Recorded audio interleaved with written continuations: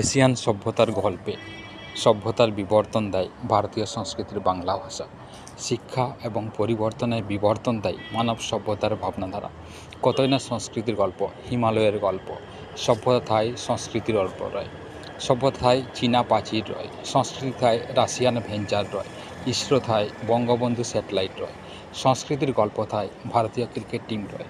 শিক্ষা থায় সভ্যতা রয় দারুণ এক পরিবর্তনের মধ্য দিয়ে। সাহিত্যের গল্প থায় চীনা ফুটবল এর গল্প রয়। সভ্যতা থায় পরিবর্তন রয় সংস্কৃতির মধ্য দিয়ে।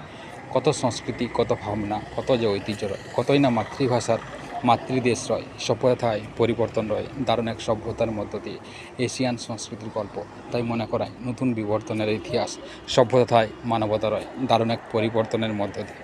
শিক্ষা থায় দারুণ এক শিক্ষায়, ভাবনায় এবং ইতিহাসের মধ্য দিয়ে।